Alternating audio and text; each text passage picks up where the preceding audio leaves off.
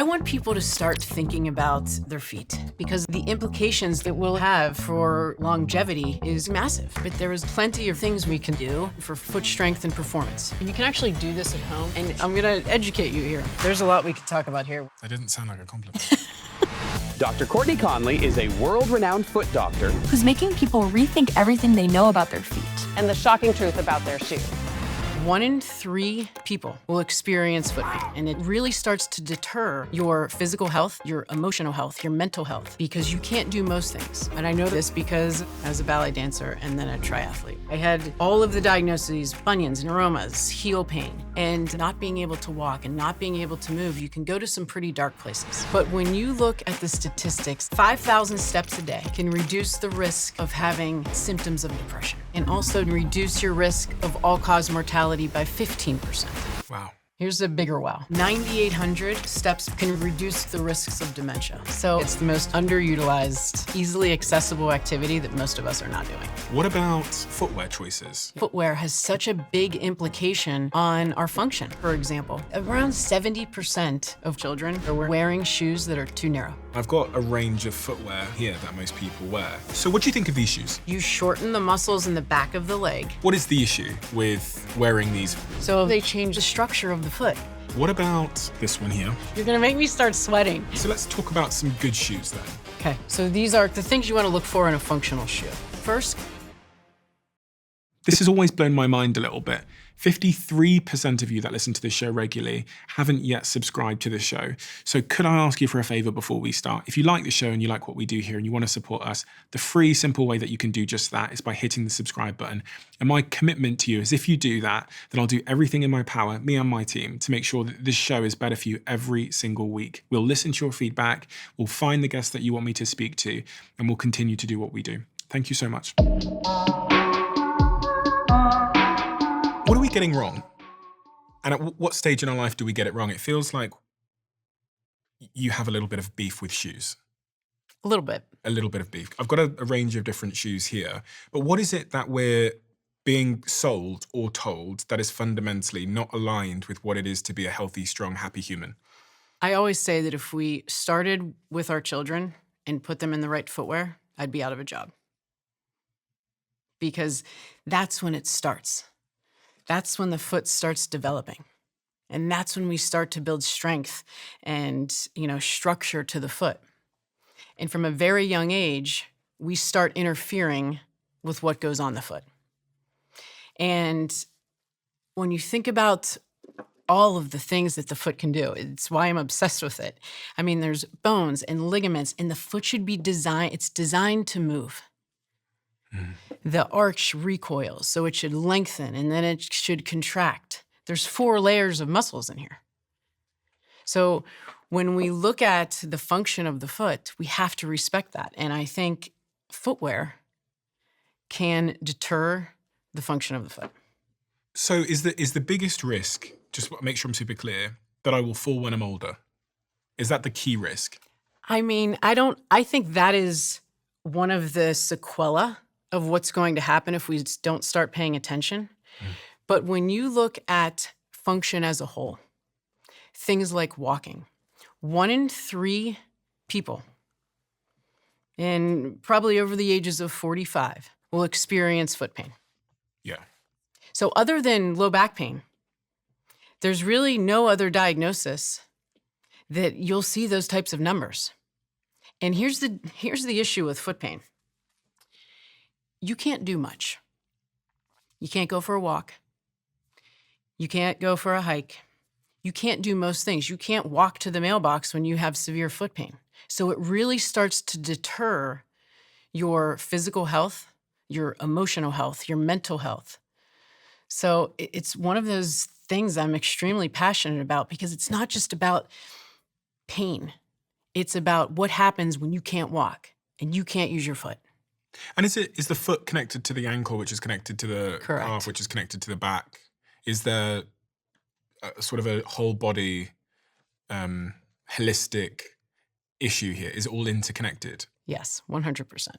Especially when I see, patients that have bilateral symptoms at their feet. So that would be both sides.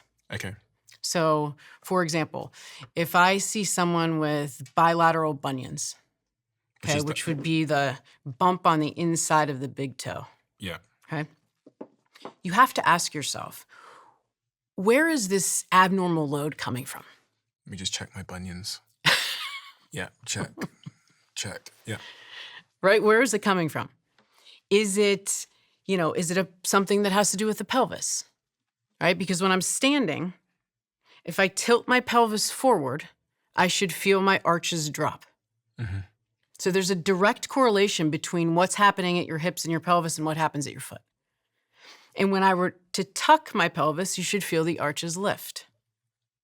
So when we start to see things happen at the foot, it's a window. It's a window to what's going on, not only at the foot, but everywhere else in the kinetic chain. When patients come to you, what kind of symptoms do they have that are connected to the foot? Bunions, neuromas, hammer toes. What's a neuroma and a So hammer a toe? neuroma is a nerve irritation Yeah. in between the toes. So the most common you will hear of is a Morton's neuroma. And that's typically in between the third and fourth toes. Okay. And it can be very painful. Remember we talked about when you go to push off when you're walking, Yeah. the wider and the stronger the forefoot is, the more stable it is. So if I have a foot that doesn't have splay or that looks like this, and you're trying to push off of it, you can irritate the nerves within the forefoot. Okay. And you can develop these nerve symptoms at the forefoot. Very painful. What are the other types of sort of injuries or symptoms that people come to you with that you then route back to the feet? Hammer toes, Hammer toes, which is... the clawing of the toes. Oh, okay, yeah. Right, and this is what's cool about the foot, because it's the only place in the body where you can see aberrant loads, What does that mean? abnormal load, dysfunction. Because you can't see it at the knee, you can't see it at the hip unless you were to take imaging, where you'd start to see structural change. But you can see it at the foot. So you should be asking yourself, man, why am I developing hammer toes? And maybe I should pay attention to that. Because bunions and hammer toes also will increase your risk of falling and also decrease balance. That's a problem. I had plantar fasciitis, which meant that I struggled to walk for a couple of weeks a few years ago when I was training for a football match. And that's really what started me on my journey of understanding the foot and trying to understand how to strengthen it so that I could be more active. Because if you've never experienced plantar fasciitis, which I'm sure some of my listeners have, it really is an awful, awful thing. What's the rest of the list of those kinds of injuries that people can get from having a weak foot? Is there anything else that we haven't covered? Well, plantar fasciopathy is probably the most common. That's your heel pain. Okay. And I do think that that is a diagnosis that we need to look at a little bit differently. Achilles tendinopathy, also very, very common. Other tendon diagnoses, posterior tibialis tendon. So that's the tendon that runs along the inside of the foot. Mm-hmm. And it's one of the biggest stabilizers of the medial column of the foot. It's a powerhouse. That and the soleus, which is your calf, the calf muscle, powerhouses of the lower leg. And all of these tissues can be strengthened and produce power. And we need to start looking at the foot just like we look at every other part of the body. So what do you do for a living and who are you? Well, I'm a chiropractor by nature. I went to chiropractic school. I knew that I wanted to get into some type of medicine that was proactive, not reactive. I didn't quite have interest in surgeries or pharmaceuticals. Movement has always been a very big part of my life. And so I knew I needed to stay in that arena. So what did you do? When I was younger, I was a dancer. I was a ballet dancer, and then I shifted gears into being a runner and then a triathlete. And I didn't know at the time why movement was a necessity for me. I certainly wasn't thinking, I need to do this because of longevity or because I'm going to have a better VO2 max. And now in hindsight, when I think about it, it was a means of survival. Movement was survival for me. And in my teens and into my 20s, I had some personal demons that I fought. And the one thing that was consistent that I felt I could control was making sure that I stayed moving. And the problem is when you have foot pain, you can't do that. And because movement was a lifeline for me, it was a mode of survival, there were days where, I was a dancer. I had all of the diagnoses we just talked about, bunions, neuromas, heel pain. And when you tag on day after day of not being able to walk and not being able to move, you can go to some pretty dark places. And so it was a mission of mine to figure this out and figure out how I can personally be able to continue to move, but then also be able to hopefully help other people. It got tough for you, didn't it? I can see it in your face. Yes. Because for this to matter this much to you, then it's personal to say the least. It changed my life. When I think whenever we have a passion, there's always this quest personally behind it. And so I saw what it did for me. And then over the past 20 years, being able to see what it has done for my patients is why I'm even more hard-pressed to get this information out there. Walking. Yes. We don't do much of that these days. It seems to have gone out of fashion with all the Ubers and the other ways to get around and all the sedentary behavior that we do living and working in offices. What should we know about walking and how important it is? Because I'll be honest, I don't walk that much. Yes, it's I always say it's the most underrated, underutilized, easily accessible activity that most of us are not doing. If you look at the research on average step count that most people globally are taking, it's about 4,500 to 4,900. Okay? Mm-hmm. Which means that there's a lot of us that are taking less than that. So when I'm working with my patients, we always look at baseline numbers. What's your baseline? So for example, if you had a person who was walking 2,500 steps a day, some of us would be like, wow, that's not a lot. Mm-hmm. But for a lot of us, it is. If you were to walk an additional 500 steps in a day, your baseline's 2,500, you can reduce your risk of cardiovascular mortality by 7%. Wow. Here's a bigger wow. If you have 1,000-step increase, you can reduce your risk of all-cause mortality by 15%. Dying of anything? All-cause mortality. 15%, that's a big number for 1,000 steps. Mm. So I have a story for you. This is a patient of mine, and it just, it warms my heart to talk about him because when I saw him, he was 2 years into a diagnosis of heel pain, 27 years old. So he had gone to see a bunch of people, and the last doctor that he had seen told him to limit his step count to 2,500 steps a day. Why? To rest the foot. Now, this is chronic pain now. We're not talking acute heel pain. We are 2 years into this song and dance. And he's being told at 27 years old to take 2,500 steps a day. So he comes into my office, we're talking about all of this, and he's also a quadruplet. So it was one of the first quadruplets I think I've ever treated. So he has, why I think pain is so difficult. It's so complicated because now you have this 27-year-old who's seeing his siblings who are at 27, enjoy their life and doing all these things, and he's being told he can take 2,500 steps a day. So he's now living in his father's basement. And he's afraid to go above 2,500 steps. And he used to tell me, he's like, I cry a lot. I'm depressed. And wouldn't you be if... So there wasn't any magic exercise that I was going to give him 2 years into this. There wasn't any magic orthotic or magic shoe. He had done all of that. Shame on me if I would have done the same thing. So we had a conversation.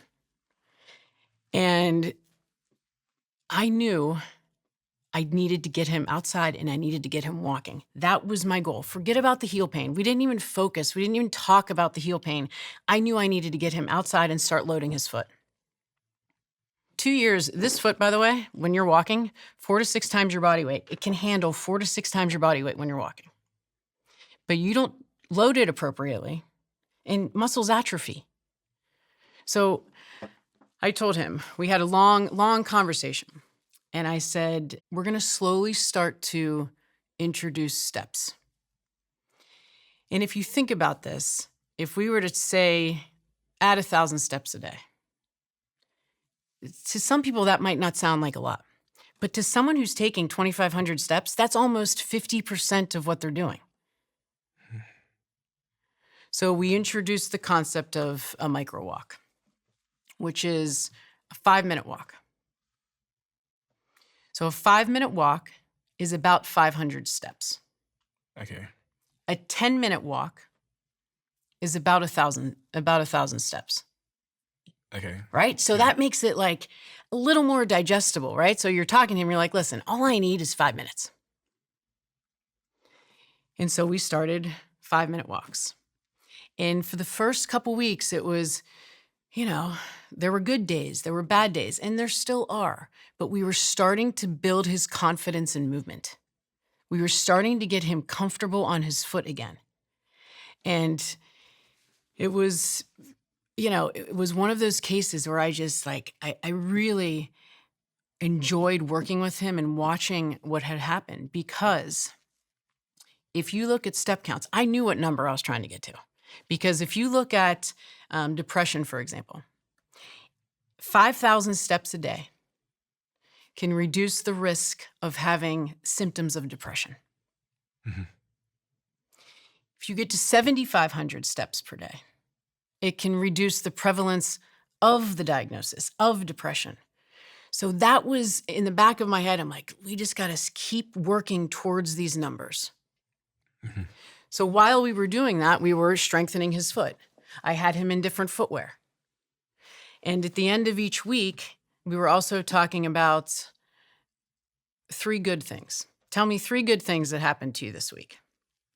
And in the beginning of treatment, it was a struggle, Stephen. It was a struggle for him to think about good things happening in his life. And I spoke with him probably about a month ago. And his email is like my why. He was like, on average, he's walking between 5,000 and 6,000 steps a day. He still has good days, or still has bad days, more good days than bad days. But he said to me, he's like, I can't tell you the last time I cried. He's going to church. He's spending time with his dad, and it's not the step count. It's the person behind the step count. And that's why I think this stuff is so powerful. I saw it change my life. I saw what it does to my patients. I mean, it has the capacity to improve not just your physical health, but how you interact with the world. It has a completely different meaning when you understand the real sort of human consequences it can have on someone's life, for better or for worse. And it's not often until we have some kind of injury or issue that we realize that our feet and ankles were there. Yes. And that's certainly been the case in my life. It wasn't until I got plantar fasciitis that I was like, oh my God, I should have been doing something about this sooner. And then, as I told you before we started recording, I've currently got a high ankle sprain. Mm-hmm. So I've pulled some ligaments in the top of my ankle, training for this game called Soccer Aid. So I'm now going through the whole process once again of figuring out what I did wrong and what I should have been doing as a preventative measure to try and strengthen my feet. One of the things that I think most of us get wrong is our footwear choices. Yes. And I've got a range of footwear on this table in front of me here. These are the types of shoes that most people wear. From a very young age, I think we all wear shoes like this. Yes. sort of narrow shoes with a big heel, if anyone can't see our conversation at the moment. So like the typical trainer. What is the issue with wearing these from an early age? When I was doing research to have this discussion with you, it was fascinating to me when you look at the statistics of, especially with children, with girls, around 70% are wearing shoes that are too narrow. Too narrow, the end part. Yes. Yeah. Remember we talked about the widest part of the foot should be the toes. So when you look at a shoe like that, that is not the widest part. It's tapered. See how the toe box looks like it's tapered? Yeah, it's pointed. Correct. Yeah. So when you put your foot in there, it's doing this. It changes the structure of the foot. It's like the lowest hanging fruit for me is just wear a shoe that fits your foot. Because when it's in that position, it changes the structure. If I walked around with my arm in a sling for 10 years, would my bicep get weak? Yeah, you'd lose your mobility as well. Correct. If you don't use it, you're going to lose it. And so that's why I think footwear has such a big implication on our function. Men's dress shoes. Men's dress shoes. Yeah. I mean, that is crazy. The point on that. Yes, it's funny. My brother lives in New York City, and we have this conversation all the time. And he's like, look at this one. It's wide. I'm like, nope, that's not wide. Okay? And they're stiff, and they're, again, changing the structure of the foot. A lot of those shoes also have a little bit of a heel to toe drop. Yeah. Yes. Yeah. So that is when the heel to toe drop, so the heel and the toes sit in one plane. But when you have a higher heel to toe drop, it's like you have a mini high heel on. Yeah. And what's the problem with that? Well, if my foot is supposed to sit flat, I have tissues in the back of my leg that are in a good length tension relationship. I have even pressures across my foot. Yeah. The second I go and change those things, where I go into a heel, you put additional pressure on the front of the foot. You shorten the muscles in the back of the leg. So you start changing the function and the structure of not only the foot, but everything that sits above it. Your calf, your hamstring, your back. Do you see a lot of back injuries that are relating to things like heels and... Yes. You do? Mm-hmm. It's all, I see mostly people come in for foot pain. And I always say to my patients, I wish it was just about the foot. I wish I could just look at your foot and say, this is what it is. It's all right here. But it's not. Because there's a body that sits on top of the foot. The strength of the hip, for example, controls the foot. It controls how the foot unlocks. So you have to take that into account when you're looking at patients with foot pain. But this is this shape because it's fashionable, right? Yes. It's my biggest, I always tell my daughter, because my daughter, she's like, you make me wear these platypus shoes. And I'm like, listen, it's function over fashion, but I get it. That is my biggest challenge, is making, is looking for shoes, but they've come a long way. They've come a very, very long way. And I think that we're getting there. Is there an issue with the thickness of the heel on these shoes? This big, when I say the thickness of the heel, I really mean the thickness of the sole. So the cushion and the cushion, it's really, really soft and cushiony. And there's about, an inch at the back here of sole. Yeah. The cushion conversation is always very interesting. There's always a trade-off. So there's a lot of popular shoes right now that have a lot of cushion on them. Yeah. And it's hard to argue when someone goes into a store and they're given this shoe that has this pillow on it and they're standing on it for 3 seconds and they're like, man, this feels really good.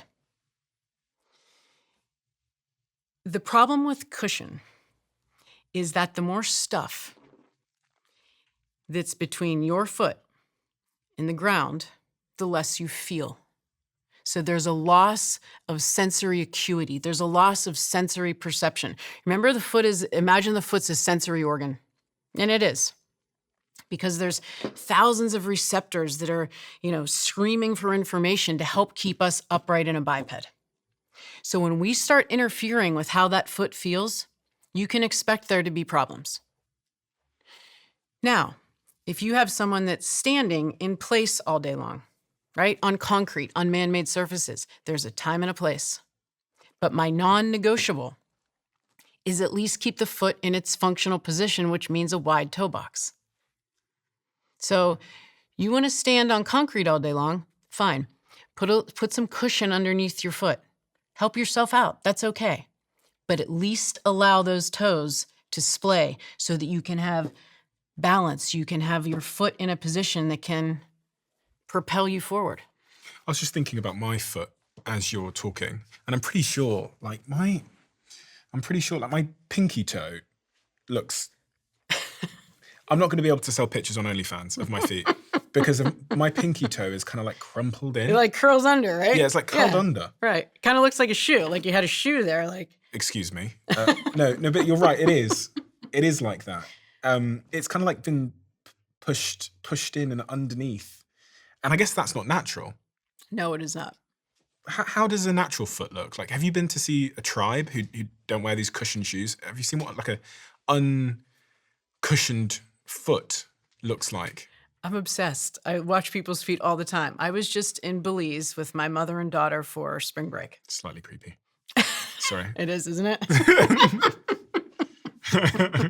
And you're looking at people's feet on holiday. I'm always looking at people's feet because it tells a story. It's like someone's gait. Watching someone walk tells a story. You can tell if they just got fired or if they just got promoted, But when you look at someone's foot, I was in Belize and with my mom and daughter, and there were these two guys building a house, a little bit off the beach, barefoot. And I'm looking at their foot and I'm going, wow, it was wide. It looked thick. It looked flat. And, I think in our society, if you will, when we think of a flat foot, we think, oh, this is bad news. We better go get an orthotic. An orthotic is a device that you put underneath the foot to help modify loads. What do they call those in the UK?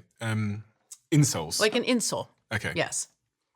And so I'm watching these guys build this house and they're like coming up on their toes and they have all this, toe range of motion and all this strength and power to their foot.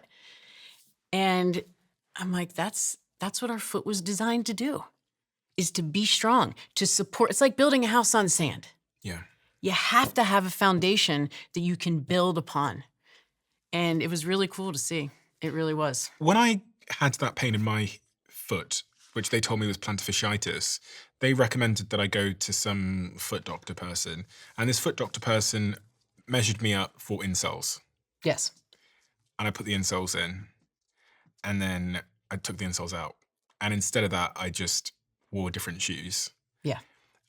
A lot of people's first sort of diagnosis and the thing that they're told to do whenever they have foot pain or back pain or whatever is go get some insoles. Is this what you think we should be doing?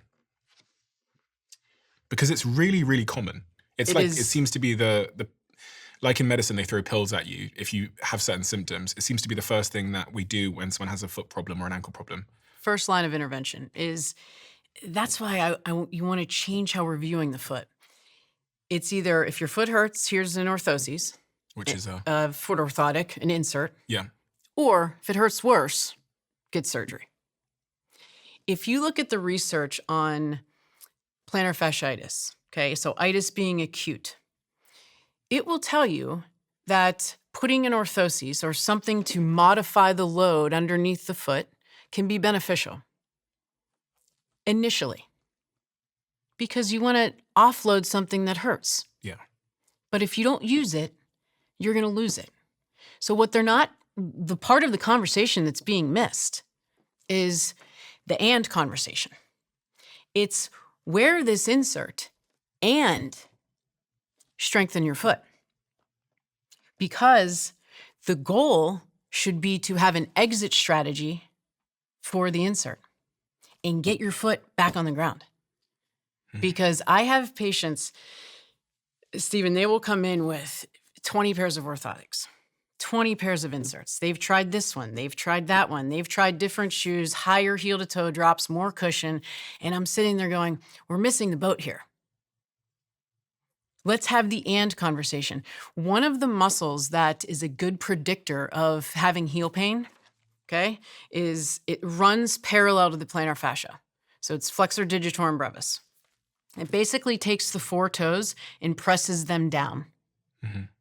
There's ways you can assess for this. So we'll look at their toe strength, and then it almost always correlates with the side that has the heel pain on, because it shouldn't be one of those conversations where you're like, man, I wonder where this came from. No, your foot is weak. Your foot is weak. There's a lot of load going through it. And the structures are, getting beat up.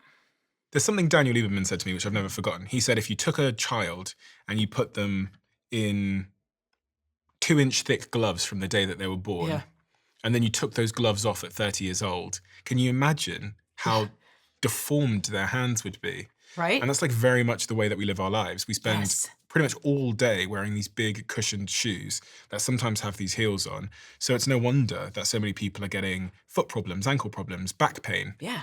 So 1 in 3 people. 1 in 3 people. Foot pain. I mean, it really is a statistic that we need to be paying attention to. We use this word plantar fasciitis, but we didn't explain what it is and what the symptoms of it are. Is it essentially like pain in the heel of your foot? Pain in the heel, yes. And they've played around with, the terminology, it being at plantar fasciitis, so more of an acute issue, versus plantar fasciopathy, because oftentimes these cases will turn into, having heel pain for very long periods of time. Yeah. So then you have to treat it differently. You don't treat something that's acute the same as you would treat something that's chronic. And so you have to look at, how can I build the resiliency to the foot? How did it happen? How did all of this happen? How did plantar fasciitis happen? Like, how did I get it? So I'll tell you what I was doing. I was living my life as normal. Yeah. And then I started training to play for this soccer game. And I started training maybe twice a week. And then maybe by week 4 or 5 or 6, I get this horrific ongoing pain, which lasted throughout the entire day, where I couldn't walk easily. It was especially bad in the mornings. And I thought I'd broken something or ripped something in my foot. And when they told me that it was plantar fasciitis, I'd never heard that term before. But understanding what I did there, how did I get it? When I hear very similar stories with that diagnosis. There always seems to be some impetus of, I added load too fast, too soon. Mm-hmm. I went on a longer hike. This is one of my favorites. I went barefoot during COVID around my house, and everybody wanted to blame the fact that, don't ever go barefoot. And I was like, maybe it's just because your foot was weak and you weren't ready to handle these loads. You add loads too fast, too soon, and the foot just says, you know what? You weren't ready to give me this amount of load this quickly. Okay. And that's, when you asked me earlier about why do we need to pay attention to our foot strength? Is it just because, we want to prevent falls when we're 70? This is the why. Because we want to have healthy feet, strong feet, so you can say, hey, I want to go play a soccer game and I don't want to worry about having plantar fasciitis in my 30s. Mm. Or, now with this ankle sprain that I have, pulling my ligaments, which takes you out of activity for so long, which is horrific. That's like a big part of this, which is if you get an injury, if you get a bad injury, if you get like an Achilles tendon issue or you tear a ligament like I have, or even plantar fasciitis, the inactivity that stems from that causes a bunch of downstream issues. So my muscles are going to atrophy. I'm going to lose muscle over this next couple of weeks in my lower half. I'm going to get probably a little bit lopsided because the injury is on my right side. So now my left side's having more of the burden. My lower legs, my upper legs, my lower back is probably susceptible now to some kind of injury as well. And it feels like, this downward spiral of injury just because I didn't strengthen my foot. What do you think of these shoes? These are women's heels, but listen, anyone can wear them. It's 2025. What do you think of these shoes? Well, it doesn't look like a foot. Your foot in that position is not the position it is supposed to be in. Now, with that being said, there is a time and a place. I don't think I'm going to win the battle of, you need to wear, functional footwear 24 hours a day, 7 days a week. Time in those shoes should be limited. Just like with, other things, it's moderation. Do you see a lot of women getting injuries because they spend too long wearing heels? I don't know if acute injury, but a weakening of tissue, yes. Because, I live in Colorado now, so I don't have that. There's not too many women in Colorado that are wearing heels. However, when I go to New York City, it's a different conversation, different environment. So, I have to use that is not the position that you want to keep your foot in. It's changing the structure of your tissues, changing the pressures in the foot. Not to mention those aren't, I don't care what anybody says, that's not comfortable to walk around in. People will be like, oh, I'm really comfortable in heels. I'm like, are you really though? The lengths we go to look good though, right? That's right. Okay, so let's talk about some good shoes then. Okay. I've got 2 pairs of shoes here. Okay. One of them is Be Barefoot, Yes. who are actually a sponsor of mine ever since I started talking about feet. And then I don't know this brand. What is this brand? That is Ultra Running. So let's talk about the things you want to look for in a functional shoe. My non-negotiable is the wide toe box. The toes have to be able to splay. When you think of all the diagnoses that we talked about, bunions, neuromas, hammer toes, when the forefoot can splay, the foot's going to function better. So that's number 1. Number 2 is having the heel and the toe in the same plane. And number 3 is having a shoe that is thin and flexible. When you wear this type of footwear, I call this a workhorse shoe because there is more loads going through all of your tissues, through your bones, through your ligaments, through your tendons, through your muscles. So your foot gets stronger when you wear this type of footwear. There's research on that. Now, you have to earn your right. This is the plantar fasciopathy conversation.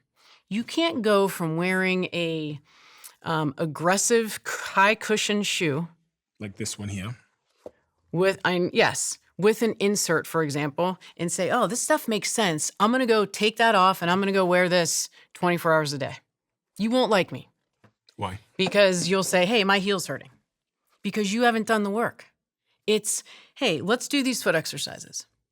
Let's wear this for 10 minutes a day. And then people are like, wow, that does feel better. And then it's a transition into wearing this more often.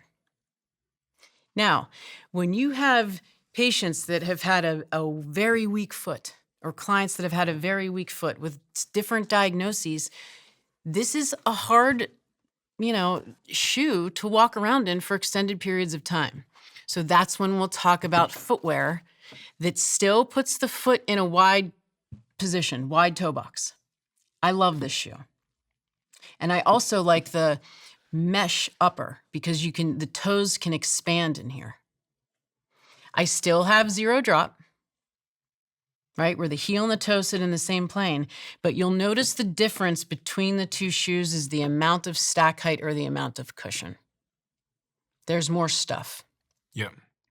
So on this shoe, it does look like you call it a plane, looks level. Yes. Okay. And it's got a good toe box. Yes. You can see from this side that the toe box is wide so you can splay, but it is elevated. It's elevated off the ground. Yeah. But the heel and toe are in the same plane. Okay, fine. But it's still elevated though. They're still Yes. like quite a thick. Yes. That's not too much of a problem because it's still It depends flat. on what your goals are. If I'm running. That is I think a great shoe to run with, right? Mm-hmm. If you're running on concrete, if you're running on asphalt, you want a little something underneath the foot. What about the Nike Alpha Flies, which is You're gonna my make me start sweating. really. Uh, This is my current running shoe, and I bought it because it looks great. yes, I mean, it's. I have torn the ligaments in my ankle, but I look good. Here's the super shoe, right? So here's this shoe, right? And here's your super shoe over here. Yeah. Okay. When you look at that shoe, there's certain characteristics to that shoe that you definitely do not see in this shoe. One of them being the toe spring. So see how it kind of lips on the front of the shoe. Yeah. Okay. This part here, yeah. Yes. So if I had that shoe on this table and I went like this to the front of the shoe, it would literally rocker for me. Mm-hmm. So it facilitates the rocker of the foot. Sounds great. You put that on, you're like, man, this is great. I can fly. If you don't use it, you're going to lose it. So there is research that shows when you put your foot in a position with toe spring, you will weaken the intrinsic muscles of the foot. So I'm not saying don't have race day and wear that shoe, right? The research will tell you 2 to 4% running economy. People run faster because the shoe has the technology to facilitate gait. But if you train in that all the time and you never let your foot get stronger, it's just a matter of time. You're going to say, my hamstring, my foot, my this, my that. And it's like, that's why the conversation has to happen is this is the shoe that you're going to get stronger in. Spend time in your training shoe. And then that's your speed day. That's your race day. So it's having this shoe spectrum, knowing when to dance along the spectrum. I feel like I can bounce in these. I mean, you probably can. I literally, when I put it on, I was like, wow, I can bounce. That's right. I think it has like a piece of metal going through the middle of it. There's carbon in there. You know what another fun fact is, though? Certain plyometrics. So plyometric is training the spring of the body. So think like jumping. There's research that will show you that plyometrics also increase capacity in running by 2 to 4%. So my conversation I have with my patients is, listen, what if we stacked therapies, right? What if you did plyometric work? Which is? Jumping, once or twice a week. And we worked on your strength. And I had you in these shoes the majority of the time. And then on race day, you want to throw that shoe on? It's like you're like a running fairy. You're like running and things look beautiful and everything is, because you have a strong body on top of the shoe. But if you put a weak body and a weak foot in that shoe, you got to earn your right. Should we be standing more often? Because most of us work and live in offices now, and we sit at desks. And I do this podcast sat down. Do you think much about standing desks or how often we should spend bipedal, or I think that's what you referred to as? I think that it's more about movement. Okay. I don't know if standing in one place is any better than sitting in one place, other than when you're standing, you can actually move around and, make it more active standing. But it is a matter of taking movement breaks. I call them, movement snacks. All of us spend a lot of time either sitting all day long or, standing at our desks. If we were to take micro walks, a 5-minute walk, a couple times a day, the system stays moving, you're staying active, and you're slowly, inching up that step count that we know is so important for not only physical health, but emotional and mental health. That's what I like about it. I think you mentioned there was an association with movement, walking, and dementia, Yes. Alzheimer's risk. What does the science say there? When you look at step counts, if that was going to be our baseline, 9,800 steps per day can reduce the risks of dementia. But what I think is the cool part with that is 3,800 steps, you get 50% of the maximal benefit. So if you were to, let's just call it 4,000, shoot for 4,000 steps, you're going to get a benefit, a 50% benefit. And some of my favorite research on looking at that population with walking is relationship walking. there's really cool studies looking at walking in groups for the elderly population and how that has a social connection, and it improves their emotional health, and it combats loneliness and feelings of isolation. And that is the beauty of a walk. Run clubs are getting incredibly popular at the moment, aren't Yes. they, all around the world? Are you seeing more and more people come to you as a result of that? Yes. I think also, it was interesting. I was working at the running event in Austin, Texas, and I was teaching there. And so a lot of the shoe stores were there. And one of the bigger shoe stores had said that the majority of their clients now are actually walkers and not runners. And I thought that was pretty interesting. And I'm thinking to myself, I wonder why that is. Like, are more people reverting to walking because they're getting injured when they're running? Are they, I'm making all these conclusions in my head. I'm like, well, is it because we're going in the wrong direction with footwear? Because we're creating this shoe that is basically doing the work for us and it feels so good and, people aren't putting the work in anymore? I don't know. But I'm certainly going to do my best to change that. You brought me a box, which I have Yes. here in front of me. Foot health kit. Yes. That's what it says on the front of the box. A foot health kit. I mean, what is in this box? It's like my little bag of treats. When I started doing this, it was funny. This is what you give people as a bag of treats. That's right. For their birthdays and stuff. I want people to start thinking about their feet because I think there's such implications for their health. And I wanted to make it easy because when we think about all the things we need to do to stay healthy, it's like I have to strength train. I have to, eat this. I need to VO2 max. I need my cardiorespiratory fitness. There's a lot. So I wanted to make it easy. So I first, one of the things that is in there are toe strengtheners. So I'll pull them out of the box. So those are toe spacers. toe spacers. Yes. So is this all the same thing, right? Yes. So these are toe spacers. Correct. And then there's this. Yes. What's this? Those are toe strengtheners. Toe strengtheners. Okay, so that's my Yes. toe workout. Yes. There is this thing. A band. And then there's this ball. Yes. So this is my foot gym. That's right. Can you show me how this stuff works? Absolutely. Okay, so these are my feet and these are my ankles. So I had plantar fasciitis in, I believe it was this foot actually.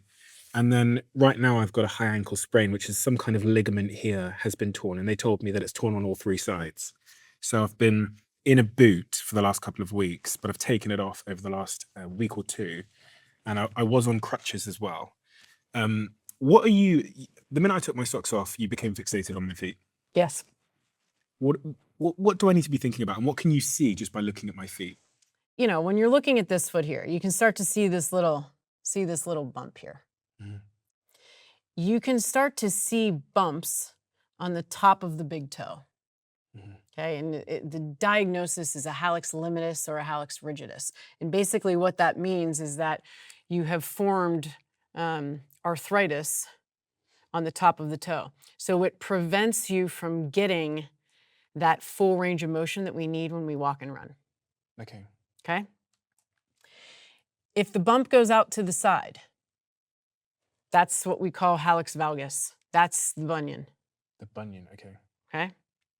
So that's why the foot is a window to mechanics, because you can see loads, aberrant loads, right? Why is this forming here? So, one of the first things I want to look at is how much range of motion. The big toe, it's all about the big toe. When we're walking, we put a lot of loads and force that go through the big toe when we walk.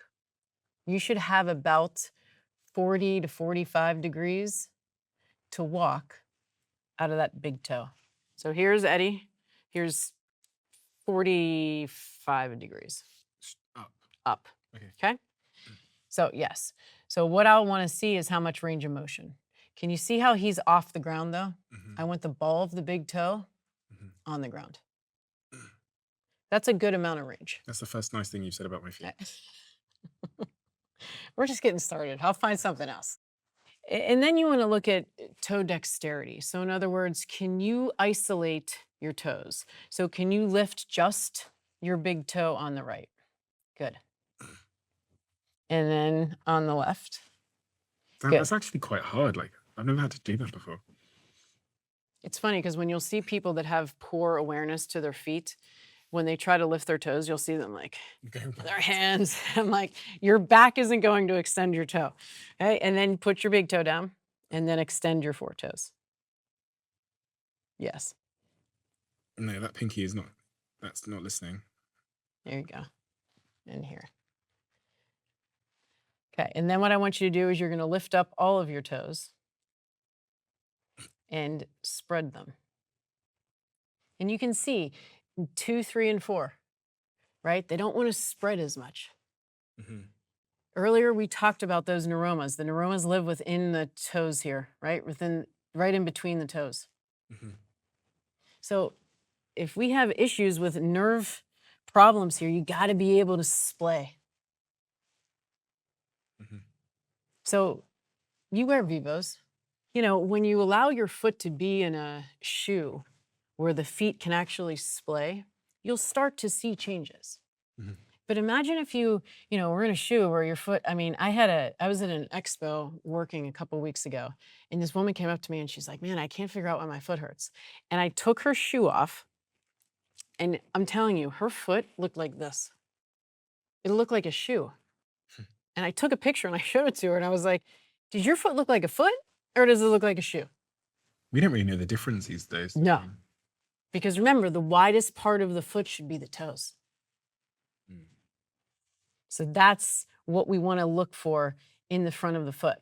We also talked about that muscle. What side did you have the heel pain on? I believe it was the right side. So one of the things we'll do, and you can actually do this at home. You could use like a credit card. So in my office, we can actually measure that. But if you were to do it at home, you just take a card and put it underneath the toe.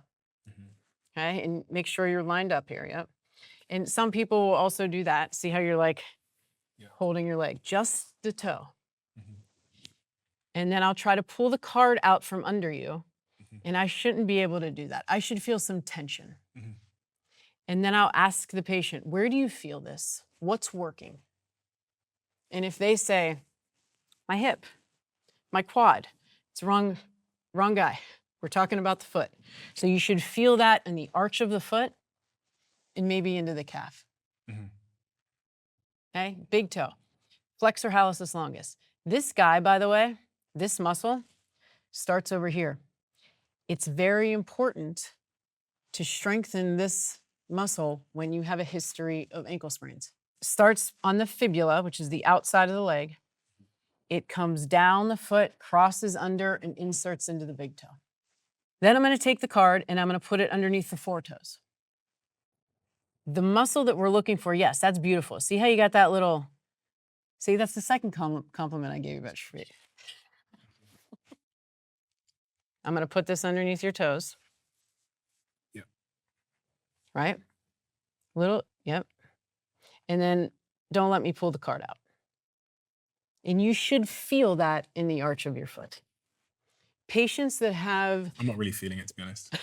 I'm not feeling it in the arch. Okay, oh, what? Okay. There you go. Roll the bottom of the foot. Like this? Yes. Just wake it up a little bit. There's a bunch of receptors on the bottoms of the foot. So when we can't feel things, and it shouldn't surprise us. You know, if we've been walking around in footwear that compromises the function of the foot, or we've had injuries, you start to lack what we can feel. Mm-hmm. So just wake it up a little bit. And how long would you do that for in the morning? 60, 90 seconds. Do you do this every day? I do.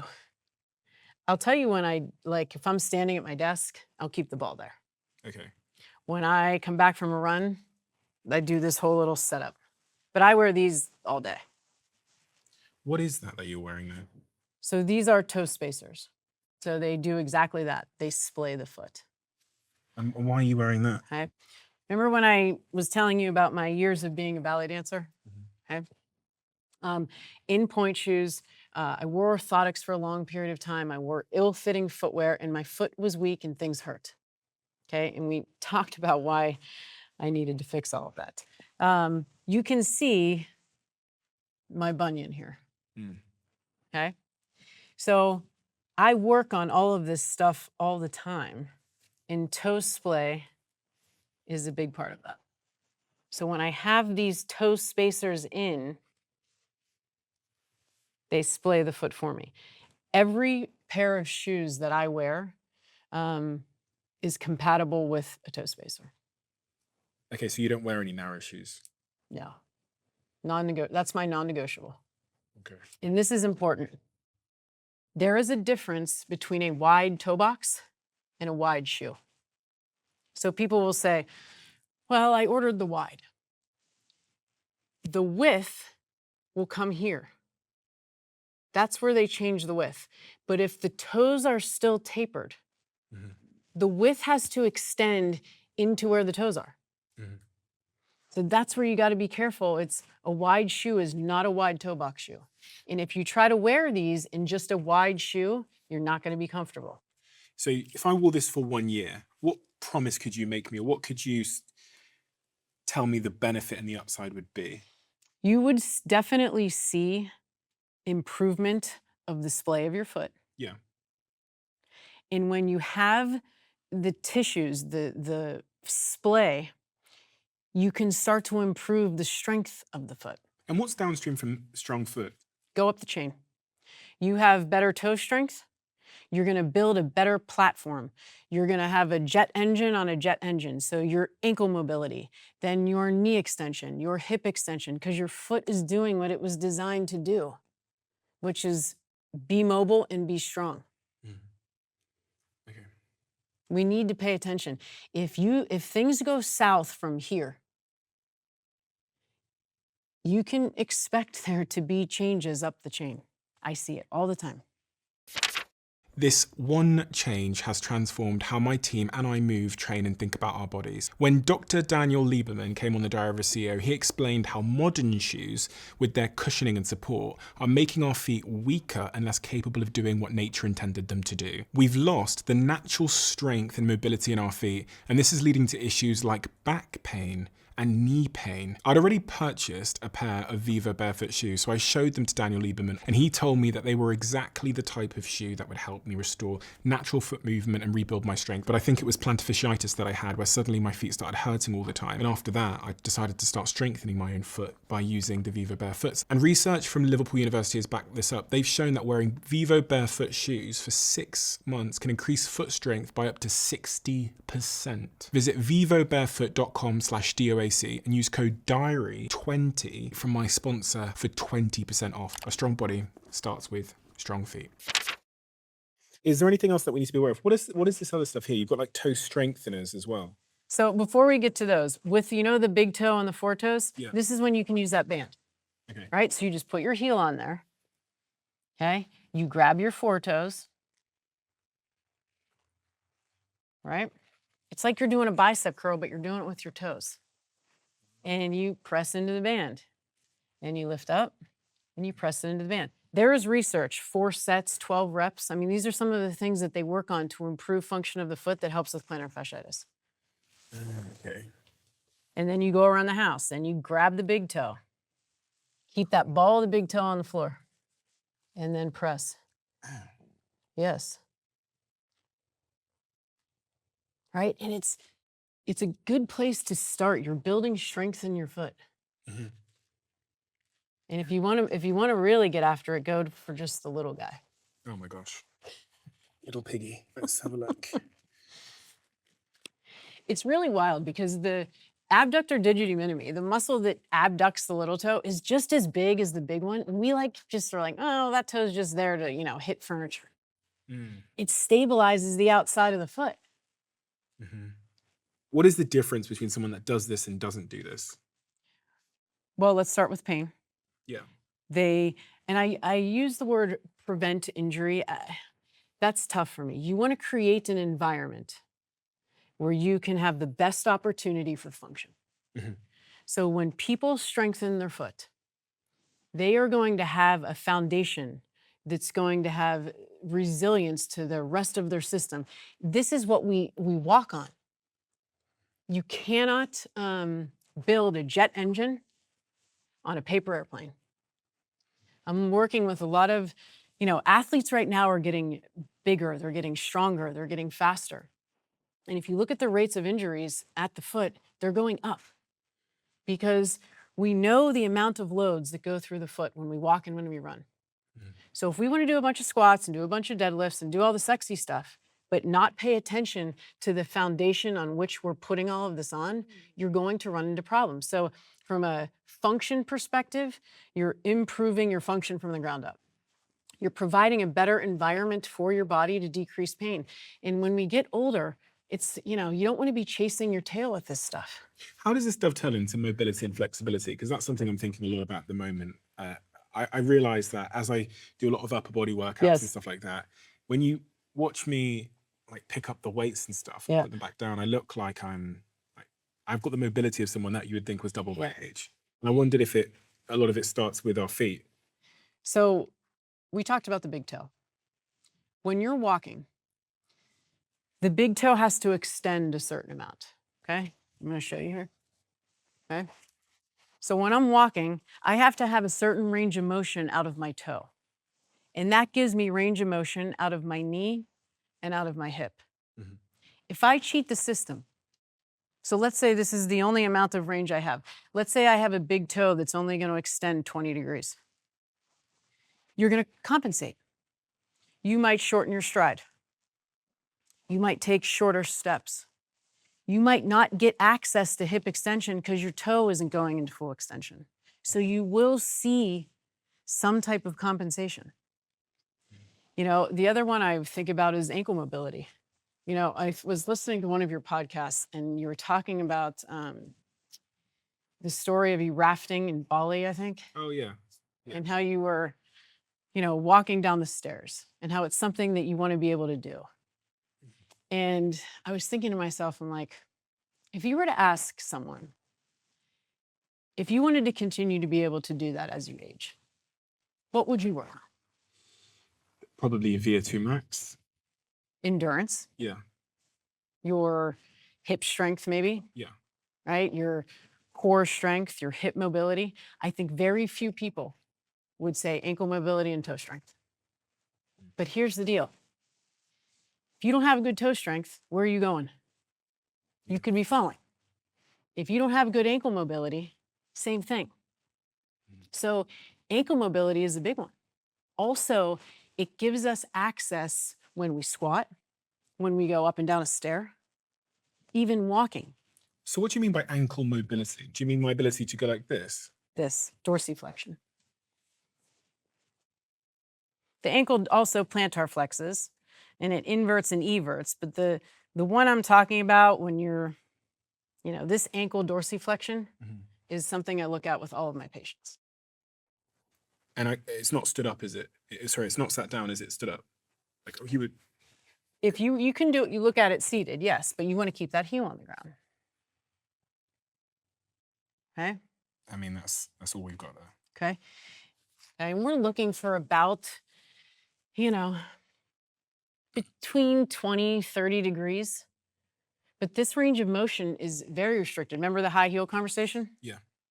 You walk around in a high heel for a long time, ankle dorsiflexion is affected. And what can I do to improve my ankle mobility to prevent myself getting injured or getting pains or issues with my lower leg, upper leg, back? I think joints, you have to look at joints from two perspectives, both mobility and stability. How well does it move? And how well can you control that motion? Yeah. Right? So you can work on static stretching, dynamic stretching. The other thing I would be looking at here, though, is the strength of one of my favorite muscles, which is the soleus, this big calf muscle back here. Okay, because it's the soleus, right, that helps control this motion. Mm-hmm. And, if you had a seated calf raise machine here, mm-hmm. and we wanted to look at baseline, Like, what can you do with your single leg seated calf raise? Which is this one, right? Yes. Mhm. The capacity that the soleus can produce is it can put 8 times your body weight going through your forefoot. That's a lot. So there was a study that looked at return to run. So they were looking at how much strength, if you will, can we produce out of a seated single leg calf raise? Yeah. 1.5 times your body weight, 6 times. What, 6 reps? Yes. Okay. Single leg. Okay. So you would put 1.5 times your body weight, plates, 6 times. That's a lot. Mm. If you were to do it standing, holding half your body weight, 6 reps. But we don't train the lower leg like we do everywhere else. No, especially men. Yes. Men don't care about legs. Yeah. It's. Like- I always say it's, the machine at the gym that should have the longest weight line is the seated calf raise machine, and it's always open. What do you see the biggest mistakes that runners make outside of the alpha flight issue, wearing those big cushion shoes? Is there a certain way that we run that is causing us problems? And also, are we running too much? Because some people, they really get hooked on running. I mean, I love it. I think running is one of the best forms of activity. I think if we wanted to keep it very simple, overstriding is the enemy. Overstriding? Yes. What's an overstride? So if I'm running, right, here's my foot. Yeah. I want my foot to strike as close to my center of mass as possible. As in as close to your body as possible? Yes. Okay. So overstride would be as if I landed with my foot all the way out here. Okay. Yes. Got you. So our calcaneus, this heel bone, was beautifully designed to absorb shock. Mhm. Okay? When I overstride and I can feel it, what am I going to do? That's going to hurt. So you're not going to do it anymore. You're going to overstride and you're like, that hurts. So I'm going to adopt my gait pattern, and I might not overstride and bring that foot closer to me so you strike differently. You want the foot to hit in line with your body? A little bit in front of the body. Okay. It's the heavy overstride you want to avoid. Okay. Okay? But if I can't feel anything, you don't know. That's the more stuff on the shoe. You can overstride hot and heavy, and because you have all this cushion there, you're like, well. Yeah. So that's, the argument of allowing your foot to be able to feel things. What about this whole thing with gaits and stuff? Because sometimes when I was videoed from the back and someone in the comment section was like, your gait is wrong or something when you run, Steve. So I don't know what he meant. I couldn't see his qualifications, so I kept it moving. But Everybody has a certain gait. what is a gait? You have a running gait or a walking gait. It's just what happens when your foot strikes the ground to the time it hits the ground again. So you have certain stride lengths and step lengths. Mm-hmm. Okay.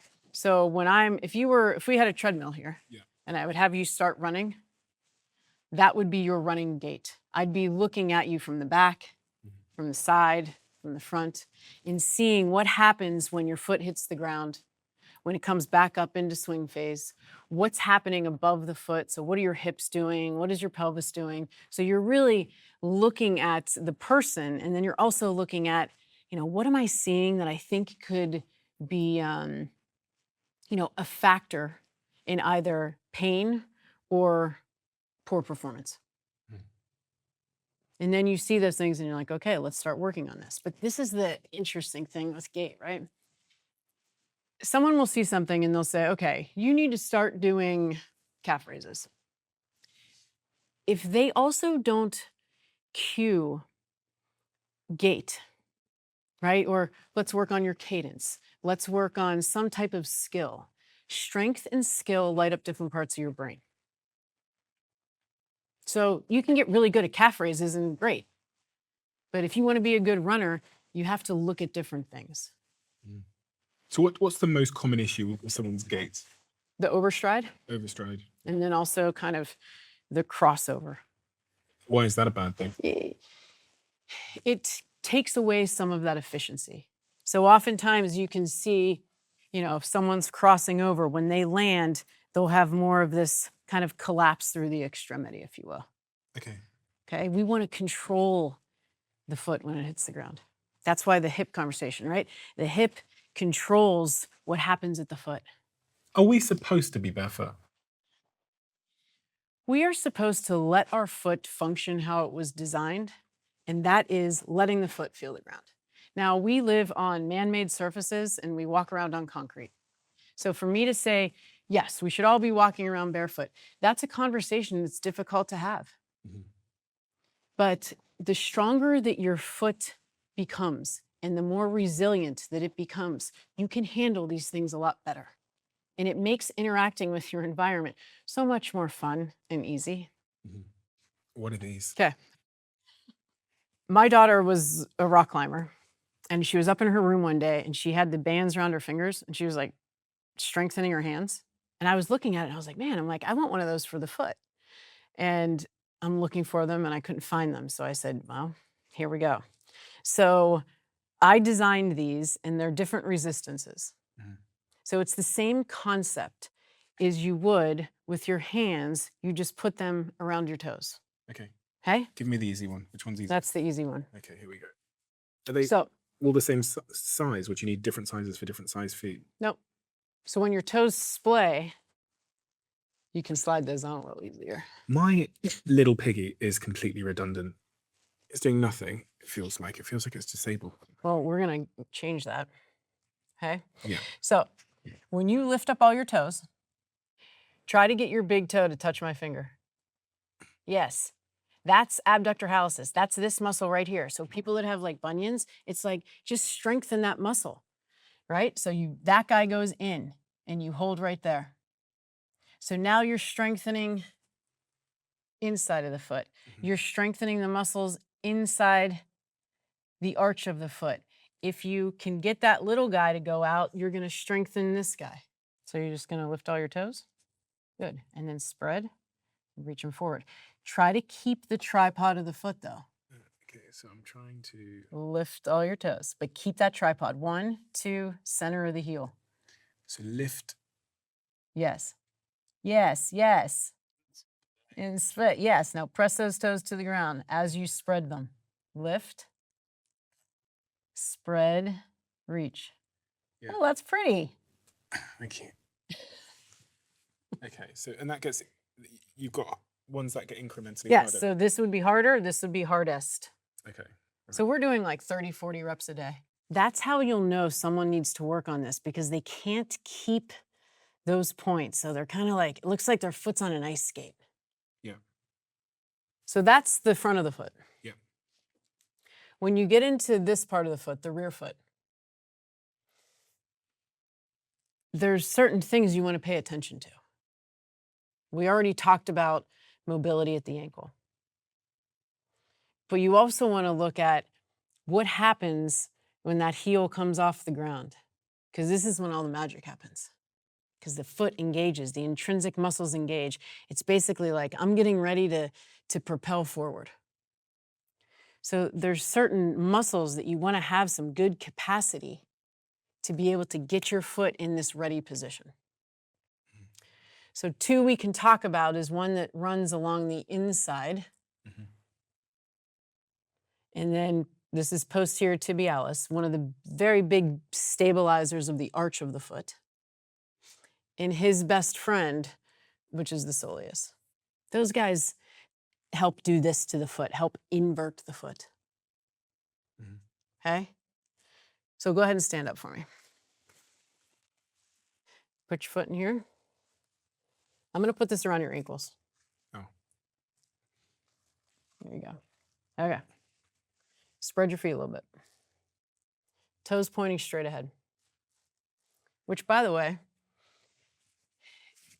we want to talk about gaits. When I'm moving from point A to point B, my feet should also look like they're moving in this direction. If someone's walking like this, With their feet pointed out. correct. Yeah. I want to know why. Mhm. Do they have a bone in their lower leg that's rotated out? Which could happen. But if not, you don't get to walk like that. So we want the toes pointing straight ahead as long as there's no compromise structurally. Okay? So what I want you to do here is you're going to keep the ball of the foot on the floor. And I want you to drive your ankles almost like you were going to sprain your ankle, right? So you're going to push into that range out. So you're going to take your ankles and drive them into the band. Into the band? Yep, watch me here. Okay, so here, this way. Yes, now keep that big toe on the ground. Yes.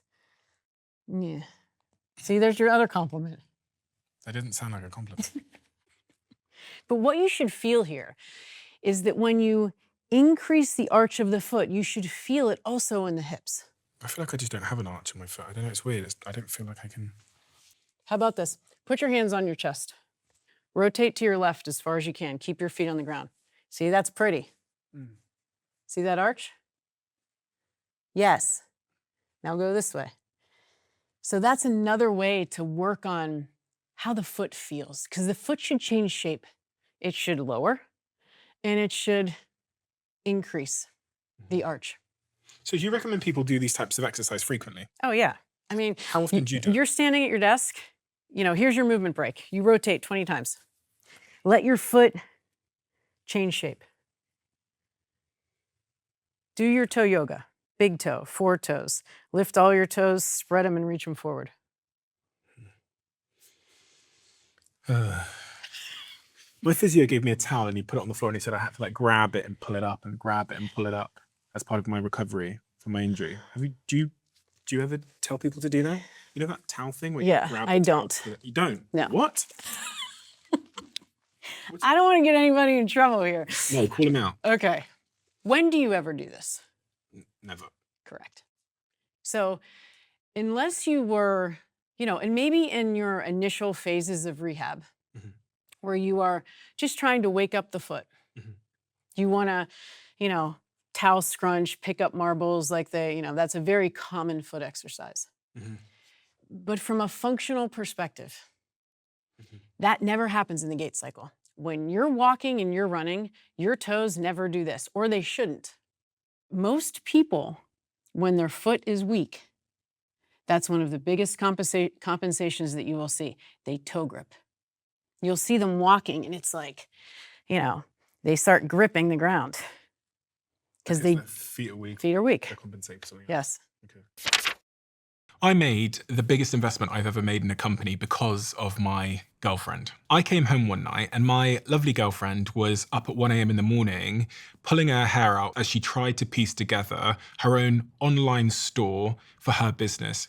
And in that moment, I remembered an email I'd had from a guy called John, the founder of Stan Store, our new sponsor and a company I've invested incredibly heavily in. And Stan Store helps creators to sell digital products, courses, coaching, and memberships all through a simple, customizable link in bio system. And it handles everything: payments, bookings, emails, community engagement, and even links with Shopify. And I believe in it so much that I'm going to launch a Stan Challenge. And as part of this challenge, I'm going to give away $100,000 to one of you. If you want to take part in this challenge, if you want to monetize the knowledge that you have, visit stephenbartlett.stan.store to sign up. And you'll also get an extended 30-day free trial of Stan Store if you use that link. Your next move could quite frankly change everything. Make sure you keep what I'm about to say to yourself. I'm inviting 10,000 of you to come even deeper into the Diary of a CEO. Welcome to my inner circle. This is a brand new private community that I'm launching to the world. We have so many incredible things that happen that you are never shown. We have the briefs that are on my iPad when I'm recording the conversation. We have clips we've never released. We have behind the scenes conversations with the guests and also the episodes that we've never, ever released. And so much more. In the circle, you'll have direct access to me. You can tell us what you want this show to be, who you want us to interview, and the types of conversations you would love us to have. But remember, for now, we're only inviting the first 10,000 people that join before it closes. So if you want to join our private closed community, head to the link in the description below or go to doaccircle.com. I will speak to you there. Do you wear socks? I do not wear socks. Why? I just haven't found any that I, love. My second and third toes, it's personal information here, are webbed. So basically, there's skin that comes up in between 2 and 3. So as far as socks are concerned, most of the socks out there, like if you look at a compression sock, when someone puts it on their foot, it literally, like with my bunion, you'll see my foot look like this because it's just suctioning my foot together and it's so uncomfortable. So my option would be a toe sock. So a sock that, just fits over your toes. But because my toes are webbed, I can't wear them. What do you think is the most important thing that we haven't talked about yet that we should have talked about as it relates to foot health and everything downstream from foot health? I mean, I think, big picture, like what I hope to do, like my passion is to bring awareness to the foot. Because when we start doing that and we pay attention from getting stronger from the ground up, life gets easier. And I mean that not just physically, but just like we talked about wellness, because you're able to move and get out there and walk and run and move like you want to. So that's kind of the big picture here.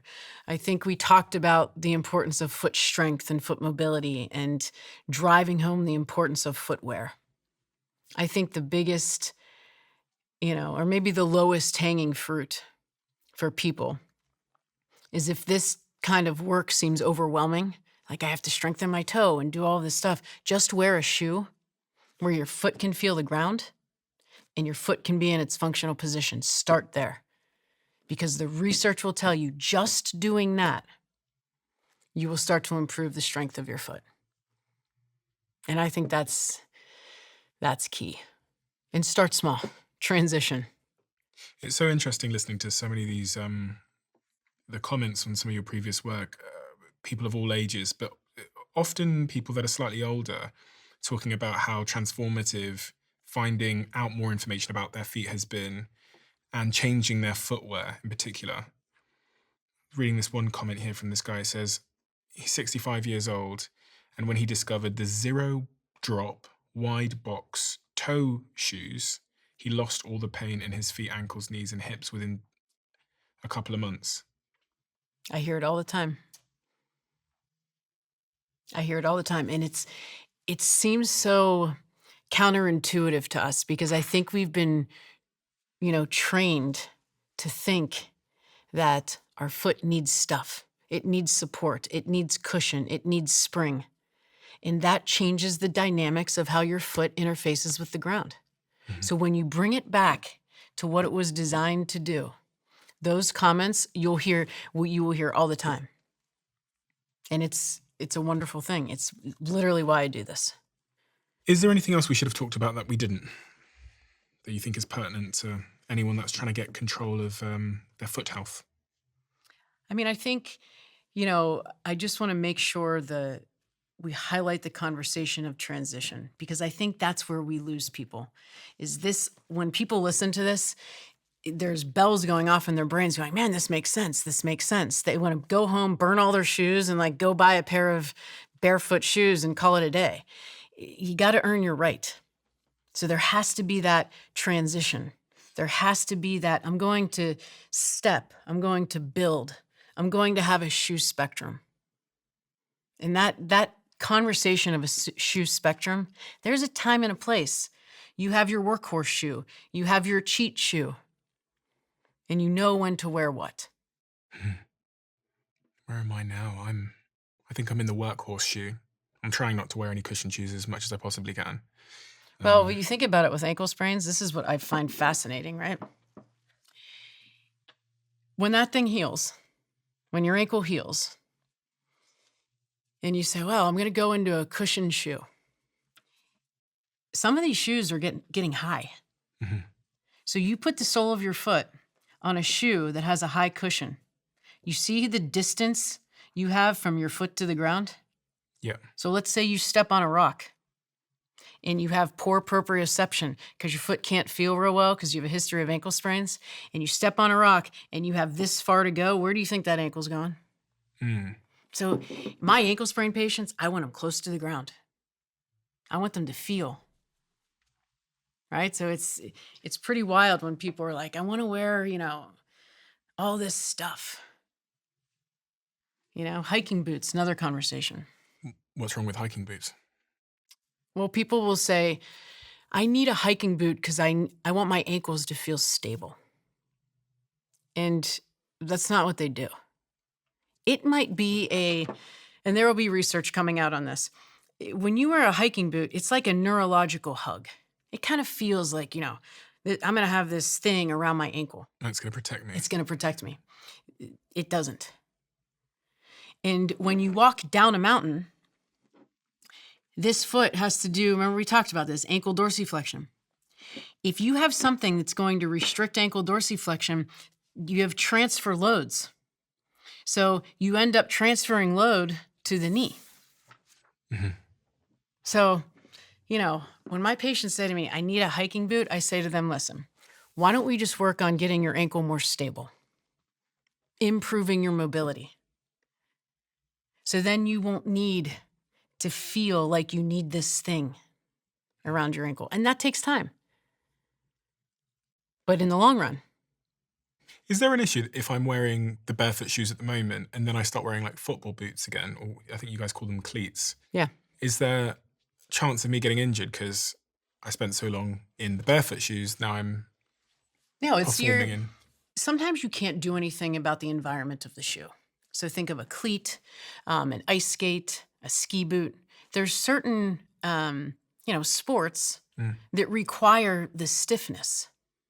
And so when you pay attention to your foot health, and then you put that foot in the cleat, you just make sure that when you get your foot out of the cleat, you do all the stuff. You take that kit, you roll the bottom of the foot. When I get out of my cycling shoes, even though they are wider now, they have wide toe box cycling shoes, I'm always doing stuff for my foot.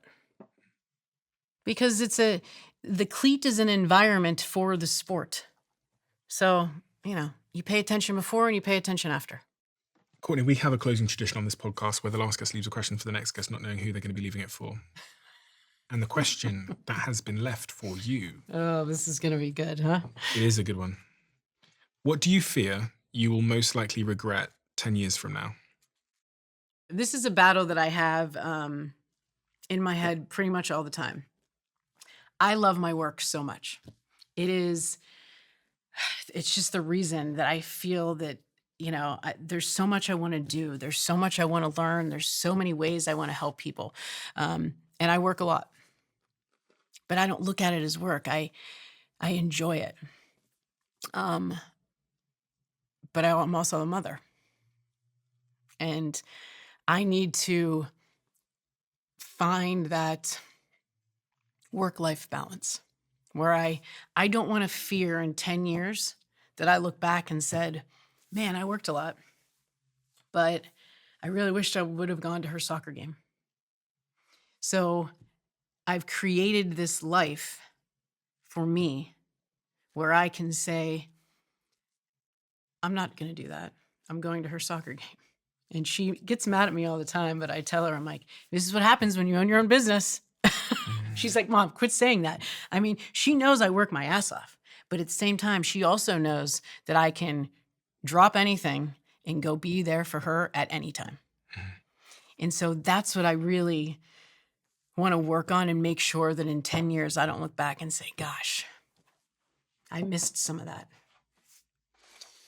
As I'm often told, you don't get that time back either, do you? So It's not something that's very easy to correct. Yeah.